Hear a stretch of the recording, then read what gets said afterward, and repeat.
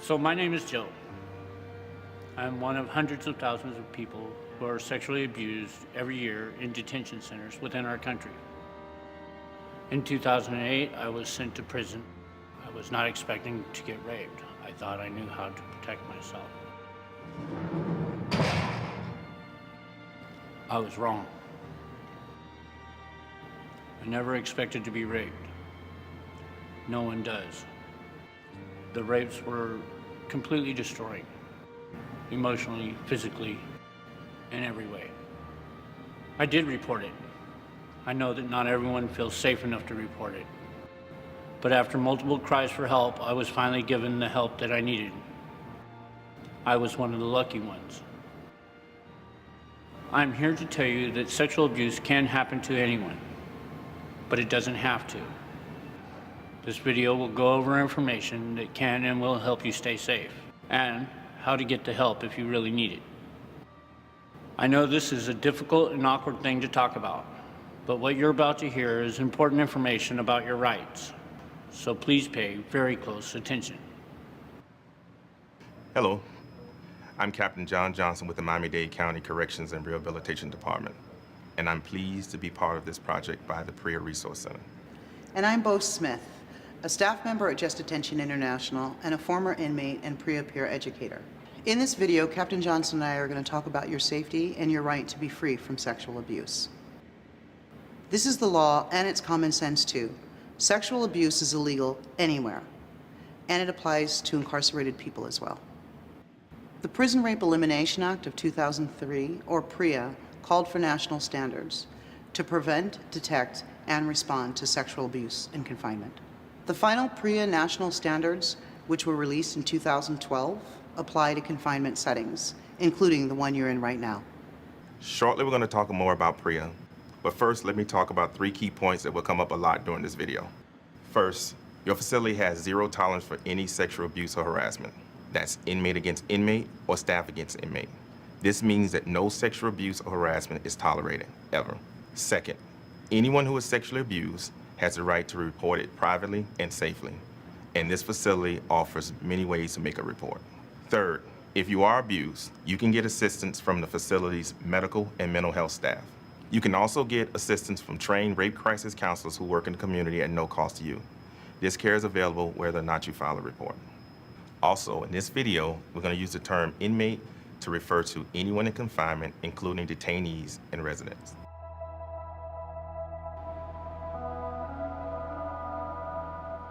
Let's talk some more about zero tolerance. What does it mean? Zero tolerance means that even one incident of sexual abuse is too many. Under PREA, every facility is required to have a written policy that clearly states that it does not tolerate sexual abuse and sexual harassment. And that means abuse by inmates as well as by staff, as we've already discussed. We'll talk about definitions some more later on in the video. But zero tolerance is about more than just a written policy. It's about building a culture where sexual abuse and sexual harassment are simply not permitted.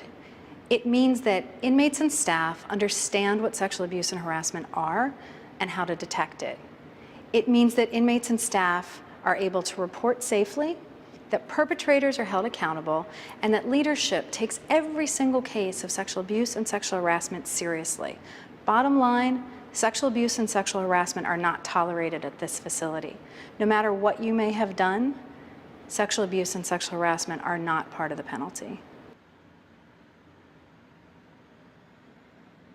The PREA standards require all facilities to have policies and practices in place to keep inmates safe and to make it possible for them to get help if they've been sexually abused or harassed.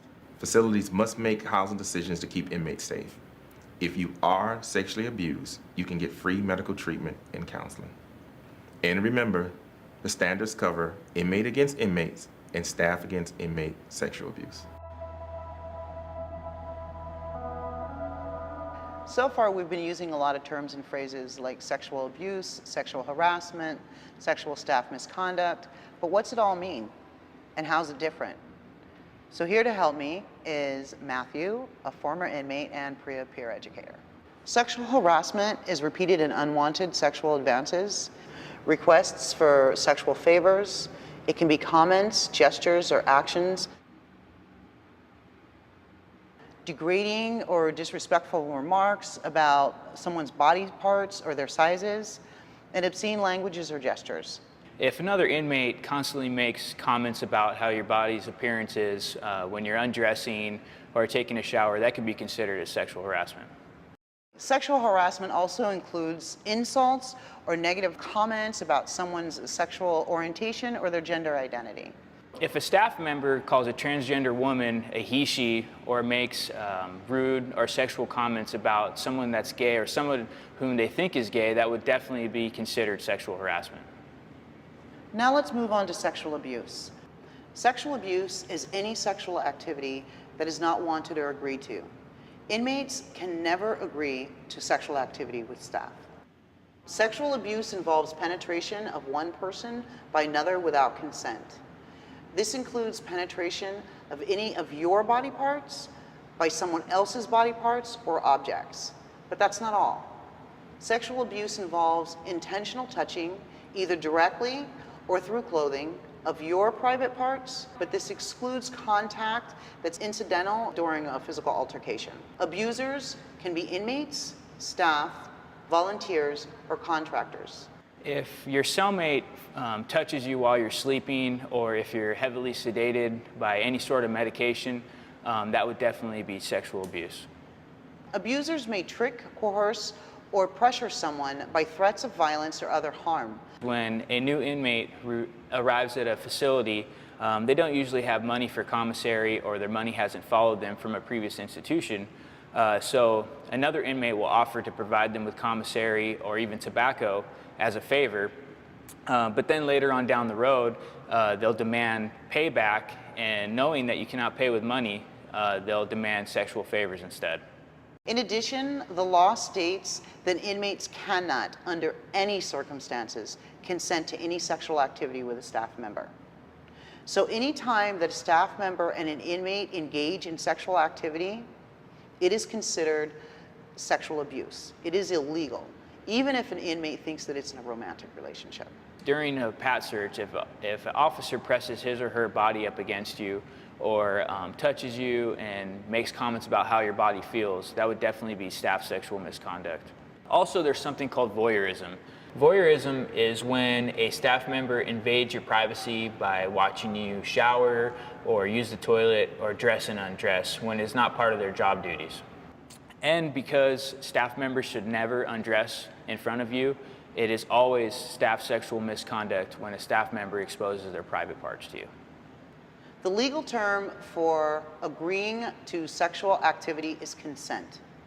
Consent means when someone is completely willing and is able to freely agree to be part of the activity. If someone doesn't agree or is not able to agree because he or she is asleep, unconscious, drugged, afraid, or feeling threatened, or really doesn't understand what's going on, then he or she has not consented. Because staff members have authority over inmates, sexual activity between a staff member and an inmate can never truly be consensual and is always against the law, even when the inmate thinks that they're consenting. While consensual sex between inmates is not sexual abuse and is not covered by PREA guidelines, it is also against institutional policy. So remember, abuse is something that is not agreed to.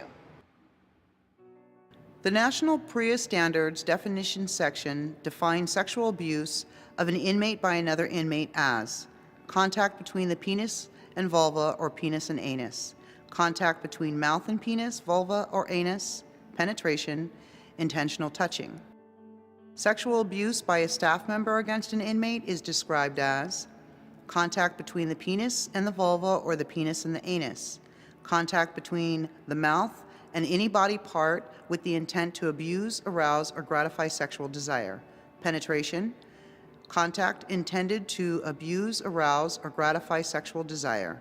Display of genitalia, buttocks, or breasts in the presence of an inmate. Voyeurism, which is particular to staff misconduct, is an invasion of privacy of an inmate by staff for reasons unrelated to official duties. Sexual harassment is repeated and unwelcome sexual advances, requests for sexual favors or verbal comments, gestures, or actions of a derogatory or offensive sexual nature by one inmate directed toward another, and repeated verbal comments or gestures of sexual nature to an inmate by a staff member, contractor, or volunteer, including demeaning references to gender, sexually suggestive or derogatory comments about body or clothing, or obscene language or gestures.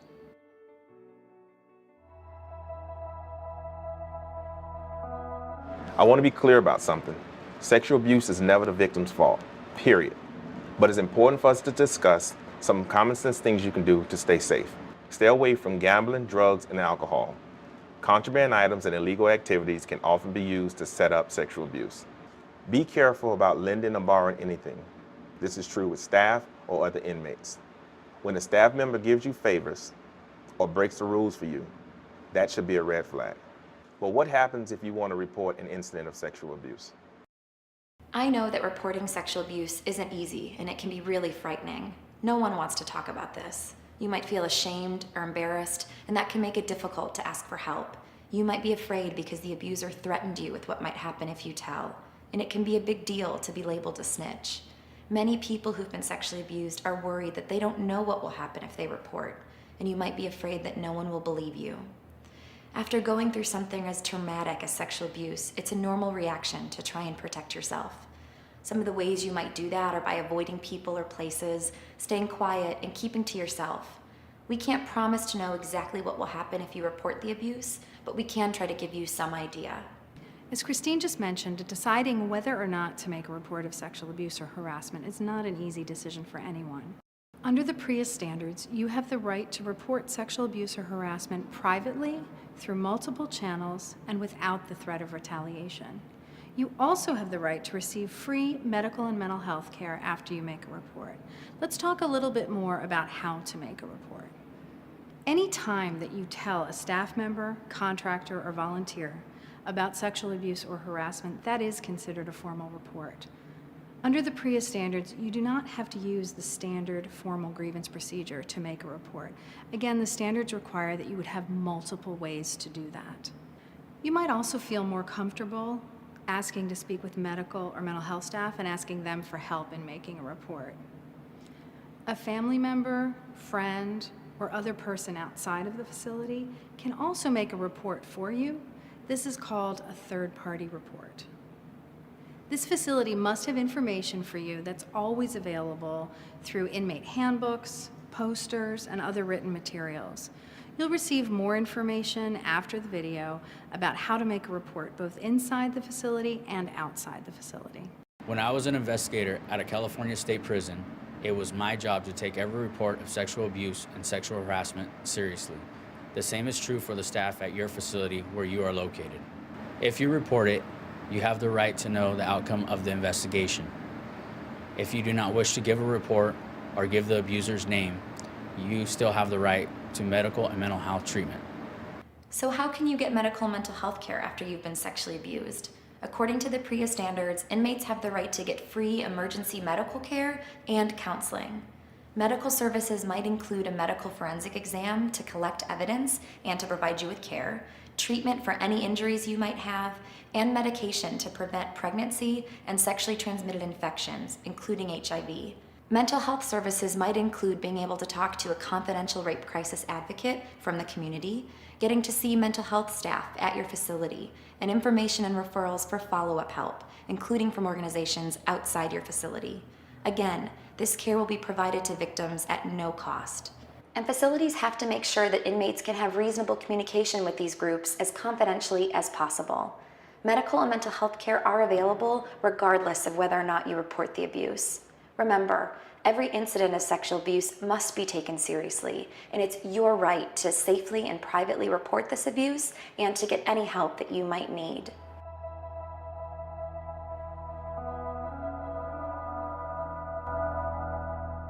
We've covered a lot of ground, but here are some key things to remember. This facility and every facility must have a zero tolerance for sexual abuse based on PREA standards. And as we've discussed, staff and administration at this facility are committed to making sure there's no sexual abuse or sexual harassment. You have the right to report sexual abuse privately, safely, and through multiple channels. You have the right to get help from trained medical and mental health care professionals. Sexual activity between a staff member and an inmate can never be consensual and is always against the law. And above all, you have the right to be protected from sexual abuse. Thank you for watching this video, and now I'm turning things over to your facilitators for additional discussion and information.